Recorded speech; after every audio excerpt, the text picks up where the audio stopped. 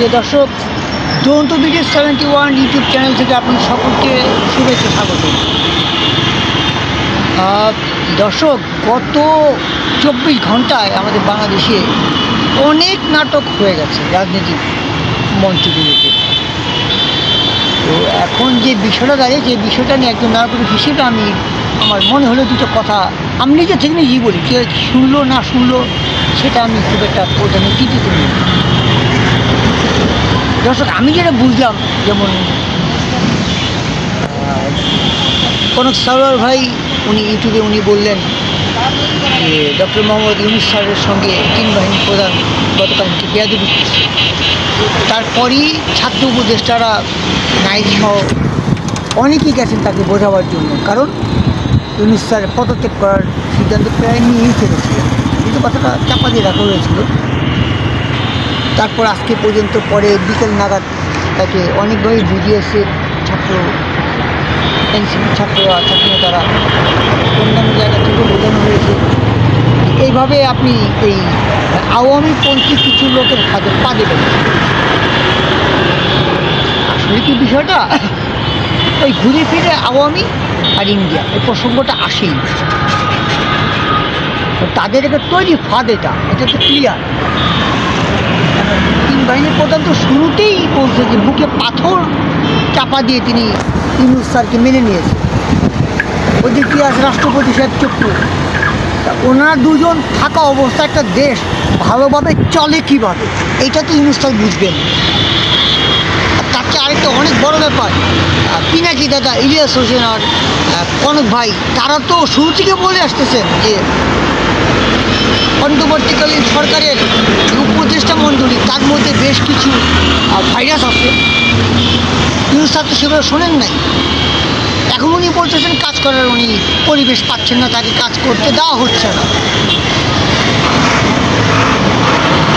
ছাত্রনেতাদের দুজনকে পদত্যাগের দাবি নিয়ে আন্দোলন নামছে বিএনপি। আবার এনসিপি বলতেছে যে ঠিক আছে, দুজন উপদেষ্টা পদত্যাগ করবে, মাহফুজ আর আসিফ, ভালো কথা করবে। বিএনপির যেই চারজন উপদেষ্টা আছে তাদেরকে পদত্যাগ করতে হবে। তো বিষয়টা কিন্তু মুখোমুখি হয়ে গেল।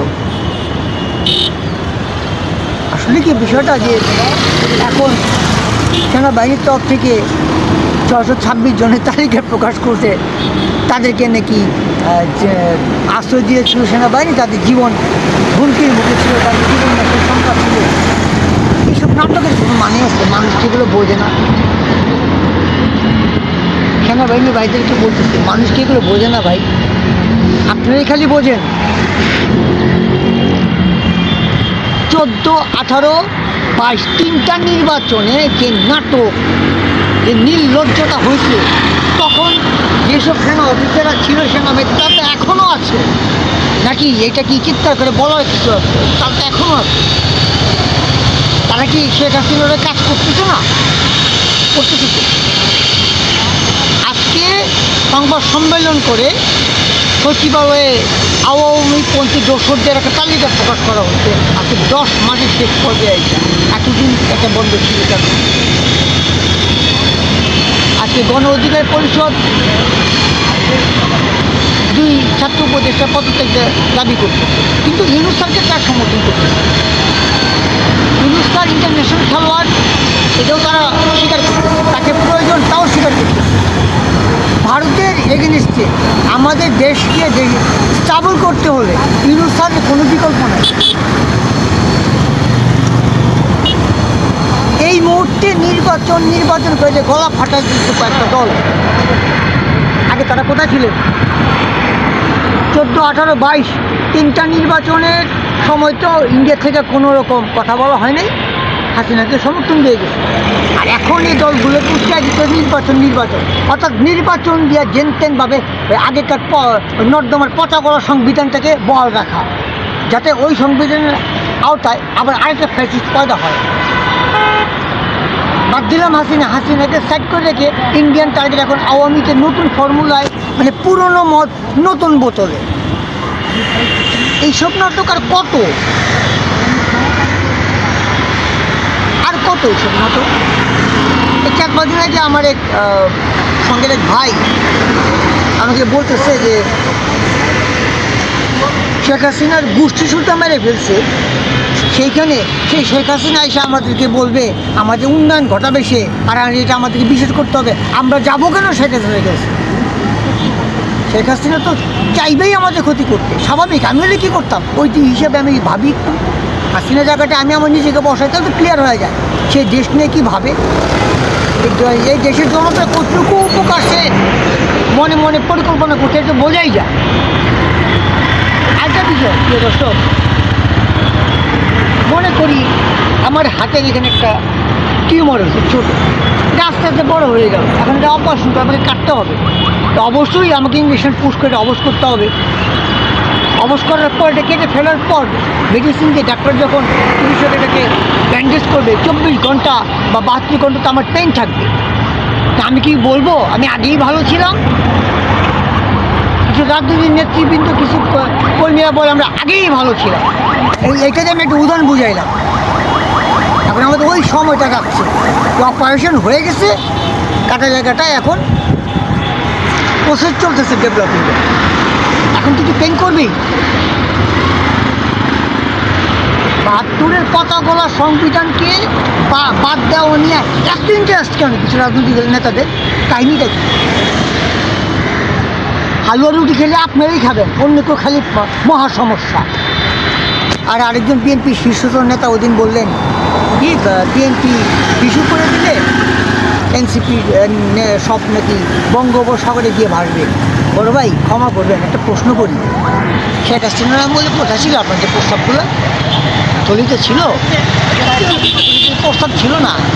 শেখ হাসিনার প্রস্তাব আপনাদের থলিতে প্রস্তাব জমা হওয়ার মতো সুযোগই তো চায় না শেখ হাসিনা। আপনাদের দাঁড়ায় রাস্তায় কথাও তো বলতে সাহস পেতেন না, নিঃশ্বাস নিতে ভয় পেতেন।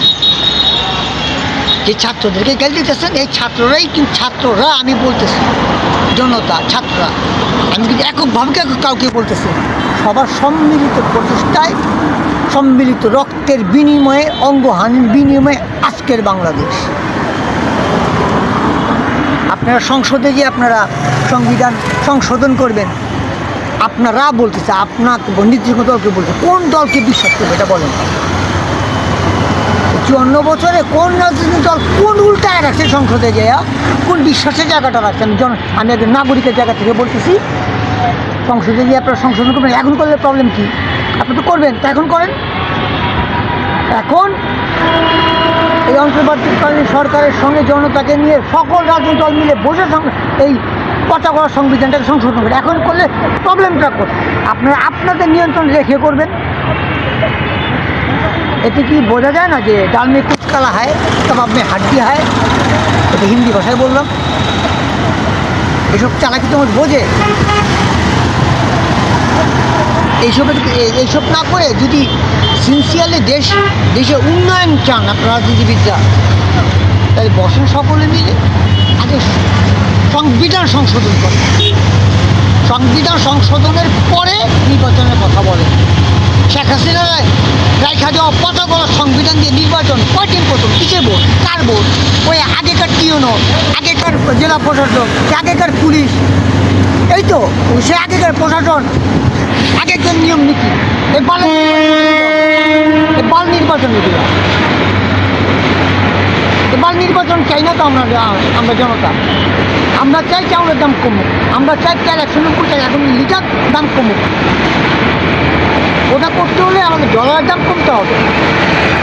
সেই চিন্তা করবেন না, খালি ক্ষমতা ক্ষমতা ক্ষমতা, জনগণের এই তো। আর যদি তা না হয়, যদি একান্তই মনে করেন না নির্বাচনই জিততেই হবে, তাহলে একটা গণভোটের আয়োজন করেন। বিশ্ব media, Al Jazeera, BBC, CNN, Voice of America, সব দেশের সবাইকে ডাকেন। এবং যারা ভারতীয় দালাল আছেন, দালালদের মধ্যে আপনাদের দাদাবাবুদের মিডিয়াকে ডাকেন, ওই যে মলম বিক্রেতা ময়ূর, ওরও ডাকেন। একটা গণভোটের আয়োজন করেন, জনতা কি চায়। যদি বুকে দম থাকে তো গণভোট করেন, জনগণ জবাব দিয়ে দেবে। ধন্যবাদ, আসসালামু আলাইকুম।